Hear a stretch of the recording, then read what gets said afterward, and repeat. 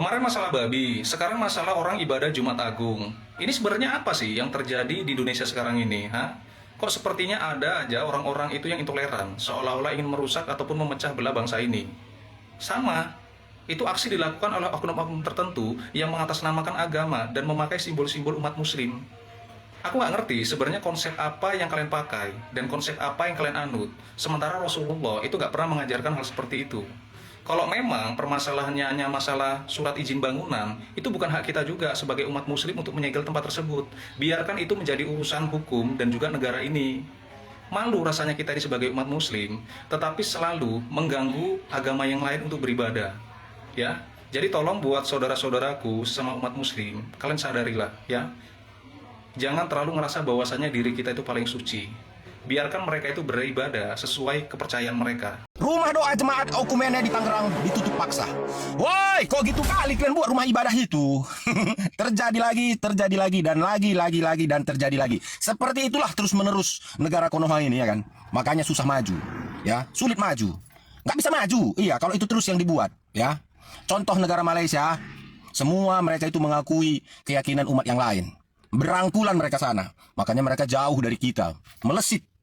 Meninggalkan negara Konoha, ya kan? Mereka maju, mereka sudah memikirkan bulan, kita masih memikirkan gorong-gorong.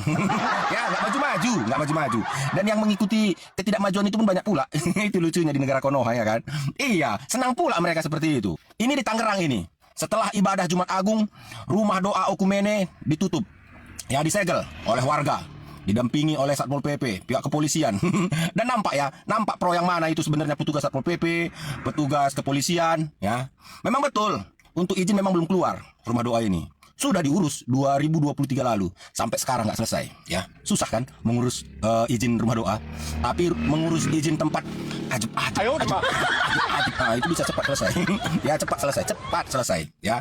Dan di sini ya, aku meyakini di Tangerang ini banyaknya pasti tempat-tempat ajib ya kan, atau tempat main bola ini yang gini-gini itu, ya kan, yang didampingi wanita-wanita seksi, kadang nampak sempaknya di situ. Karena aku pernah di Tangerang, aku di BSD kemarin di Tangerang, jadi aku tahu banyak di situ tempat tongkrongan KP-KP, ya. Sementara ini tempat doa ini jangankan sesama umat Kristen, semua manusia di dunia ini didoakannya, termasuk agama-agama lain, ya. Semua musuh-musuhnya di situ didoakannya, ya, semua. Nggak ada di situ diceritakan kebencian. Kalau ada nanti di situ, atau di mana ada kalian nampak pendeta yang mengatakan kalau ada umat yang lain mengganggu kita, lawan, serang, hantam, lempar, pukul, katanya. Jangankan umat yang lain yang duluan mukul, kami duluan yang mukul, aku pun duluan yang mukul pendeta yang ngomong seperti itu. Aku yang narik turun dari mimbar itu kalau ada seperti itu diajarkan kami. Nggak ada diajarkan. Semua rumah doa nggak ada diajarkan itu untuk melakukan kekerasan.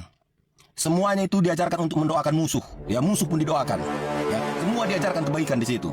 Hampir nol di situ yang berhubungan dengan hal yang tidak baik. Tempat rumah doa itu, ya, itu yang kalian tutup. Lucu kan? Sementara lihat ke kanan aja sedikit atau lihat ke kiri sedikit, udah ada tempat orang tongkrongan di situ, kafe-kafe. Terlepas dari ada atau enggak izinnya itu, ya, tapi udah jelas 50%, 20%, 30%, atau 90%, atau 100%, pasti hal yang negatif cuma di situ. Mau kafe-kafe tempat tongkrongan pun itu pasti ada negatifnya. Apa negatifnya? Ya, mereka di situ menceritakan, nih, aku semalam kupakai istri kawan itu, gitu. Iya, enak barangnya. Itu yang diceritakan di kafe itu. Di gereja belum ada diceritakan mereka itu. Kalaupun ada, paling bisik-bisik mereka. Mereka aja yang tahu. Kalau di kafe teriak-teriak pun dia cerita di situ istri orang, boleh, nggak masalah. Dosa kan itu. Belum lagi tempat yang ajib.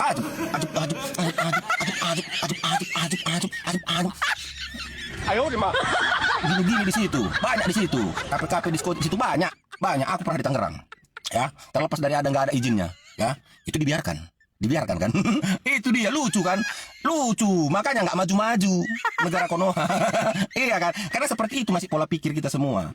Tempat yang dimana di situ dilakukan pemikiran baik, perbuatan baik, rencana baik, mendoakan negara ini, mendoakan seluruh umat beragama, seluruh manusia, tapi dihalang-halangi, izinnya dipersulit, mau berdoa pun tidak diizinkan dan disegel. Kayak mana mau bisa maju negara Konoha ini, ya kan?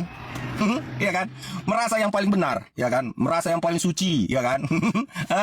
Aku kasih tahu, ya. Aku tanya lah kalian, yang buat dunia ini siapa rupanya?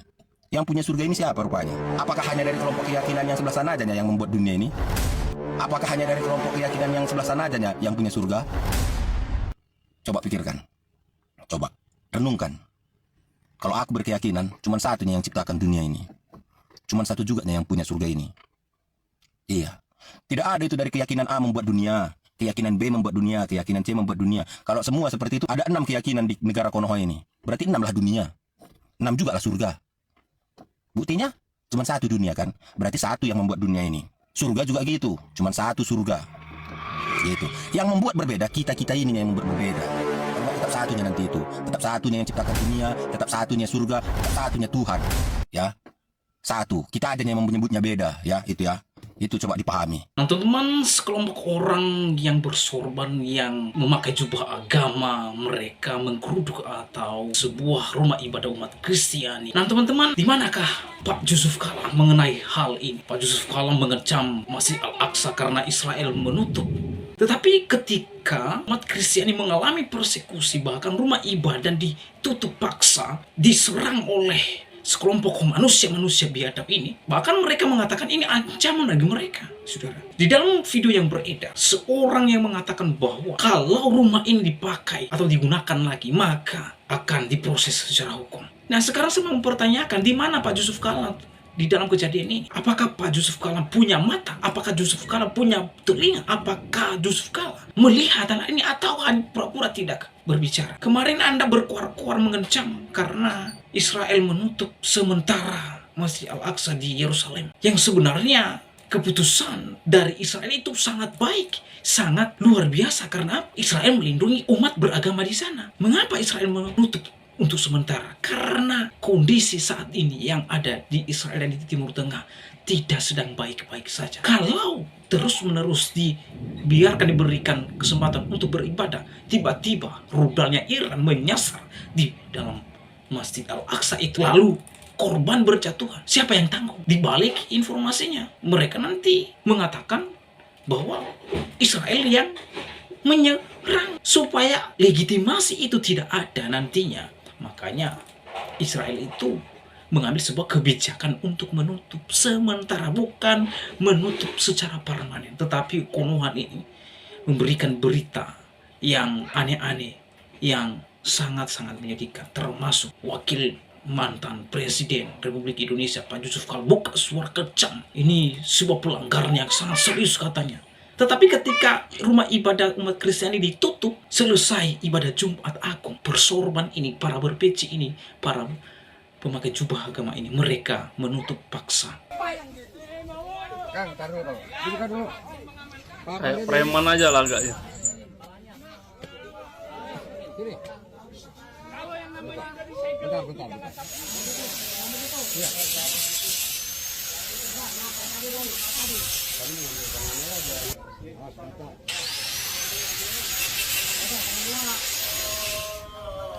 Bingung, kok mereka terganggu gitu.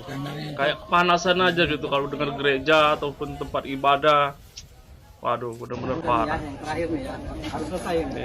Intimidasi dia. Ya, oke. Siap, sama-sama.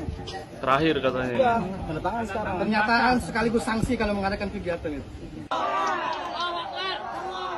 Perihal ini sudah bertahun-tahun, sampai kurang lebih 3 tahun, selalu kami dipancing amarah. 2 menteri paling AFK, 1 menteri agama Nasaruddin Umar, yang kedua menteri HAM Natalius Pigai. Kok bisa sampai detik ini masih aja ada pembubaran ibadah minoritas oleh kelompok, mau bilang nggak boleh ya, oleh mereka lah gitu loh. Pak Presiden Prabowo, Bapak udah mimpin kita lebih dari 1 tahun. Dan isu persekusi kayak begini masih kejadian. Anda hebat lah, Anda keren gitu. Anda adalah mungkin satu-satunya presiden yang pernah kami punya yang paling berotot. Yang backgroundnya paling paten gitu ya. Tolong dong kasih tahu tuh menterinya tuh, ke pembantunya lagi 2 tuh, si Pigai sama Umar.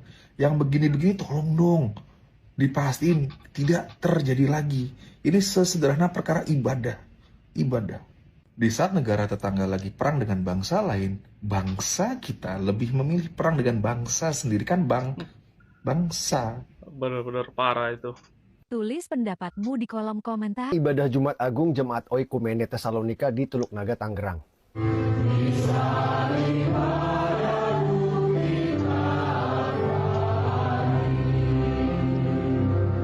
Dan Padahal ini tempatnya reaksi umat tertutup Islam warga ini, di situ tapi terhadap mereka, ibadah Jumat Agung Jemaat Oikumene.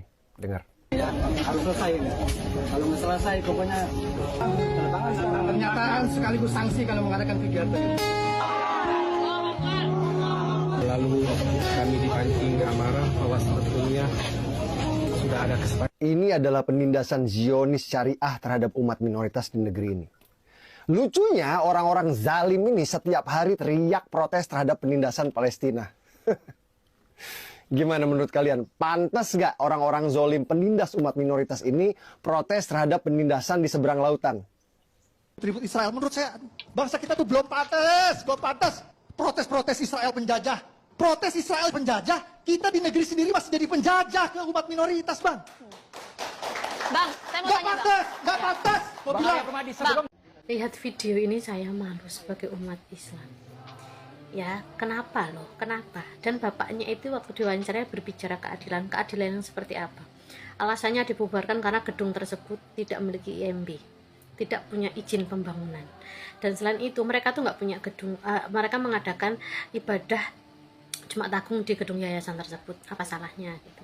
Orang kita mengadakan pengajian di mana aja boleh kok. Betul Ya. sekali. Selain itu juga ya, kalau memang berbicara keadilan, yang adil itu kalian yang mayoritas, jika ada saudara kita minoritas kesulitan mendirikan bangunan karena dipersulit izinnya, ya kita membantu. Katanya kita rahmatan lil alamin, yang benar ya kita membantu supaya mereka dipermudah dalam beribadah. Bukan malah kalian habis sholat Jumat rame-rame bubarin, mereka nyegel, Satpol PP-nya ikut, nalar dalam beragamanya nggak ada. Ya, dan kalian bisa lihat berapa persen, 85% kemungkinan masjid-masjid di Indonesia yang berdiri itu tanpa izin. Ini hanya saya capture judul berita dari DMI, Dewan Masjid Indonesia. Banyak sekali, ribuan, ratusan ribu masjid berdiri di Indonesia tanpa izin. Tetapi bebas berdiri. Kenapa? Karena kita mayoritas. Iya, karena kita mayoritas jadi kita bebas. Malulah seharusnya kita tuh kalau mayoritas tuh mengayomi. Ini habis sholat Jumat loh, habis sholat Jumat, habis beribadah, habis menghadap Allah, terus keluar berperilaku destruktif. Parah gimana gitu? Seharusnya hati adem gitu. Saya benar-benar nggak ngerti ya. Orang luar melihat Indonesia itu toleransinya tinggi, nggak tahu di dalamnya banyak sekali intoleransi. Orang mau mendirikan rumah ibadah, mau beribadah susah. Padahal ini hari raya mereka loh, ini Jumat Agung Paskah ini hari raya mereka. Lagi dan lagi, kalau nggak berulah kalian ini kayaknya kurang aja tuh. Ada-ada aja memang kalian ya, harus tiap hari itu aja permasalahan. Apa salahnya beribadah? Ini mau disegel guys, ditutup gara-gara nggak ada perizinannya katanya gitu. Sama mereka datang berbondong-bondong. Kita memang punya cinta kasih yang sangat besar, tapi kalau soal ibadah tolonglah. Ini ibadahnya di ruangan, koknya nggak mengganggu sama kalian, kecuali ibadahnya di jalan gitu kan. Menutup jalan, izin, menutup jalan, nggak bisa lewat. Kalian kalau ibadah kayak gitu, kami nyari kok jalan yang lain, gaknya kami suruh kalian mengganggu jalan walaupun kalian ibadah di jalan, nggak apa-apa. Ini di ruangan ya kan, di ruangan. Kenapa kalau misalkan ibadah di situ kayak mengganggu apa sih gitu, apa? Gak usah lah palai riri kali kan kalau ada yayasan yang buka tempat doa ataupun gereja gitu. Karena kalau dibandingkan dengan masjid itu berbeda sangat jauh jumlahnya. Karena gereja itu cuman kayak di sini di Serang, gereja itu cuma ada 4 ya. Sedangkan masjid bisa kalian lihat di mana-mana ada. Tolonglah ya, salam toleransi, jaga agama masing-masing. Karena perbuatan kita itu mencerminkan agama sendiri ya. Kalaupun salah karena perizinannya, bolehlah dibicarakan baik-baik. Nggak perlu kayak gitu kalian berbondong-bondong kayak mau demo. Bisa kan satu orang ngomong baik-baik sama pendetanya apa siapa kek. Ini sudah bertahun-tahun, sampai kurang lebih 3 tahun. Selalu kami dipancing amarah bahwa sebetulnya yang musik mereka ini aja gitu bertahun-tahun ini tidak digunakan, dan selalu berkali-kali kami dibohongi, bahkan aparat juga dikangkangi. Oleh karena itu sebetulnya ini murni adalah penegakan hukum, ini murni adalah sebagai bentuk keadilan dari mana itu, kayak gitu. Janganlah permasalahan ini dibesar-besarkan. Dan terjadi lagi, orang beribadah dilarang lagi. Terus Bapak katakan ini adalah bentuk keadilan. Keadilan seperti apa Pak yang Bapak maksudkan Pak? Ketika orang beribadah untuk memuji dan memuliakan nama Tuhan, itu dilarang. Kalau orang minum minuman, orang mabok, itu boleh Bapak larang. Orang beribadah kok dilarang. Bapak katakan ini adalah bentuk keadilan. Shalom, Tuhan Yesus memberkati kita semua. Lagi-lagi dan lagi-lagi tentang persoalan gereja ya guys, yang gak habis-habis. Pokoknya selalulah tentang peragamaan Kristen. Kemarin viral tentang B2 yang dijual di pasar, ya. Orang masjid tidak mengizinkan di Medan adanya penjualan daging B2. Itu awal bulan puasa. Sekarang bermasalah lagi masalah gereja, dengan alasan tidak ada surat izin dalam membangun gereja. Kenapa sih selalu diusik terus agama lain? Padahal kan di setiap agama diajarkan selalu kebaikan. Aku yakin semua agama itu mengajarkan kebaikan. Betul sekali. Tapi kenapa selalu mengusik agama orang lain gitu? Sementara di masjid di mana-mana aja selalu ada. Bahkan di lorong-lorong terpencil pun ada musola, bayangin. Tapi ini permasalahan gereja aja selalu dibesar-besarkan oleh masyarakat setempat lah, oleh apalah, nggak inilah. Heran kali aku, sumpah. Segitu banget. Aku sebagai Kristen ini ya miris saja sih, gimana ya. Luar biasa. Halo teman-teman semua, ya di atas ada berita yang viral ya. Pernyataan sikap PGI atas peristiwa penyegelan tempat ibadah POK Tesalonika, Tangerang, Banten. Jadi kemarin itu cerita ada teman-teman, hari Jumat POK Tesalonika ini sedang menggelar ibadah Jumat Agung. Setelah mereka ibadah ya, mereka didatangi massa ya, meminta tempat yang mereka gunakan untuk ibadah itu disegel, ditutup guys, karena nggak ada izinnya. Manusia. Padahal mereka itu, teman-teman sebelah itu, di hari Jumat itu juga lagi ibadah Jumatan namanya. Habis Jumatan, yang dilakukan bukannya ya pemaaf-maafan kah atau sosial kah, itu malah untuk gereja guys. Ya gitulah teman-teman ya.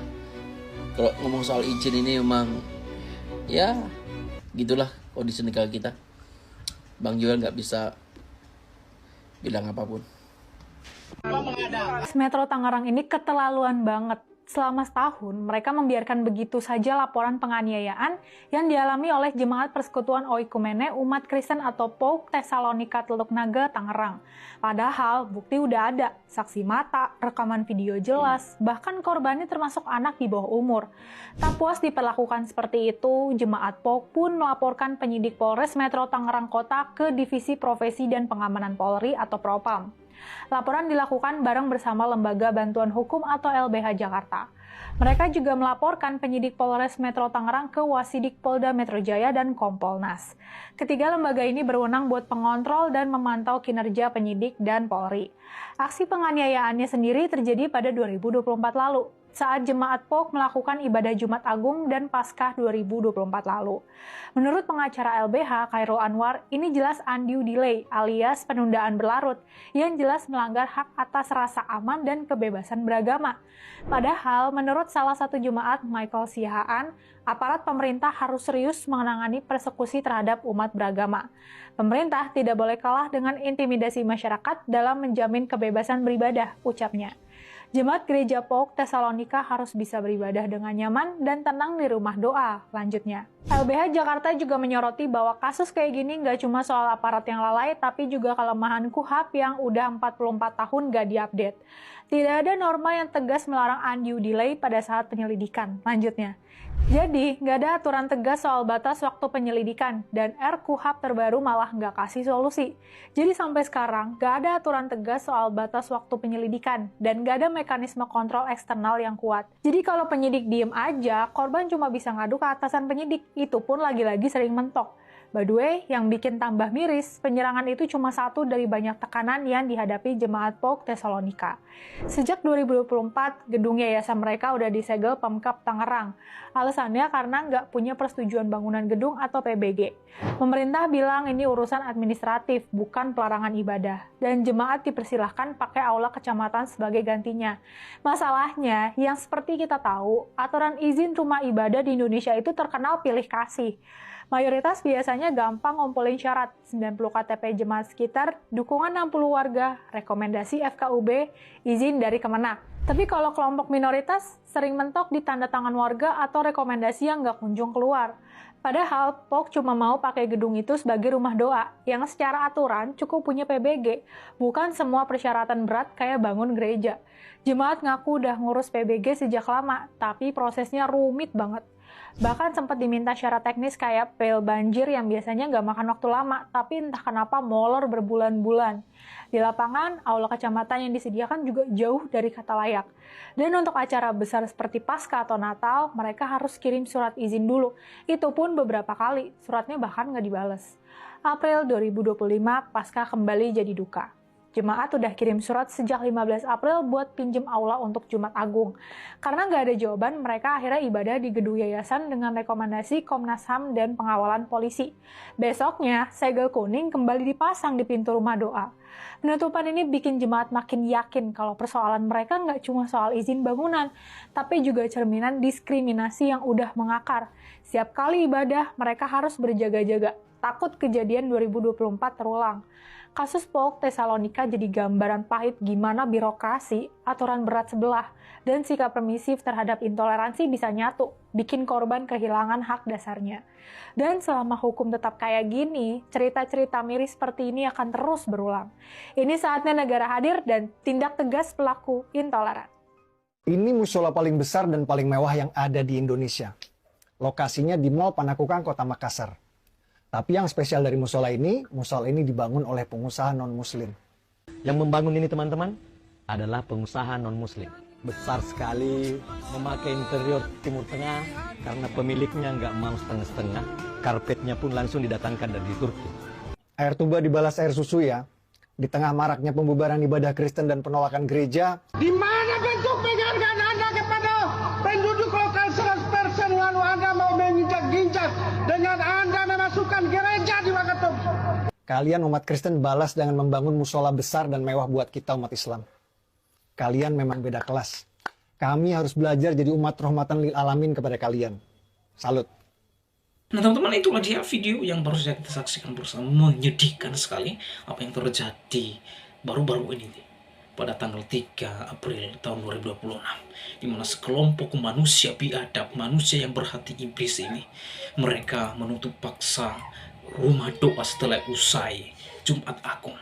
Bahkan kelompok-kelompok umat Islami yang menggeruduk rumah doa umat Kristiani itu adalah selesai mereka Jumatan, saudara. Mereka selesai ibadah, lalu mereka keluar di rumah ibadah mereka melakukan aksi unjuk rasa. Kalau memang benar itu rumah doa itu melanggar aturan, tidak seyogianya umat beragama ini melakukan penutupan. Karena yang berhak itu ranahnya pemerintah, bukan masyarakat yang punya otak dikasih didengkul. Ini otak-otak mereka ini otak-otak kurang ajar. Saya marah melihat kelakuan para manusia ini. Mereka ini siapa? Mereka ini kok bisa-bisa yang mereka menutup paksa rumah ibadah umat agama lain? Ya, sangat-sangat disayangkan, saudara. Narasi mereka ini, narasi yang membuat provokatif sekali, saudara. Ya, mereka hari ini harus ditutup. Kalau digunakan atau ada aktivitas kembali, maka harus ada konsekuensi, diproses secara hukum. Bahkan ada juru bicara yang mengatakan bahwa ini solusi, ya, penegakan hukum. Penegakan hukum dari mana? Dasar hukum apa kau bicara itu? Manusia iblis. Ini penegakan hukum apa? Kau tutup rumah ibadah orang, tidak mengganggu Anda. Ada mengatakan ini murni proses penegakan hukum. Ini kurang ajar. Ya, kalau di kampung saya engkau melakukan itu, kau dikasih kopi pahit, Kau pasti dikasih kopi pahit dulu, baru kau nanti proses dengan hukum. Jadi sangat disayangkan saudara, saya sangat-sangat marah terkait dengan hal ini. Pemerintah membiarkan terus-menerus. Pemerintah tidak tegas dan tidak gercep menangkap manusia-manusia biadab ini. Kurang ajar sekali. Kita menuntut pemerintah untuk segera melakukan tindakan secara tegas. Dan kita berharap rumah doa ini tidak ditutup karena rumah doa tidak perlu izin sebenarnya. Mereka di sana puluhan ribu tidak ada izin. Mereka bisa beribadah. Mereka beribadah di jalan, tutup jalan, mengganggu jalan, doa di jalan, doa di trotoar dan di mana-mana. Kok kita berdoa di dalam rumah terganggu, terancam, kurang ajar. Oleh karenanya bagaimana tanggapan dan berdua saudara setelah menyaksikan videonya? Berharap teman-teman berkomentar di kolom komentar dan kita terus menyuarakan supaya rumah doa yang ditutup itu, disegel itu cepat dibuka, dan pemerintah pihak kepolisian yang menutup itu silakan diproses. Ada Satpol PP dan juga ada penegakan hukum, ya, polisi dan TNI. Kalau mereka terlibat ditangkap, diproses saja mereka ini. Mereka ini takut terhadap tekanan manusia-manusia berhati iblis, ya. Masa polisi TNI tunduk kepada manusia seperti ini? Hanya satu kemungkinan, mereka takut, dan kedua, mereka kompromi dengan masyarakat yang berhati iblis ini.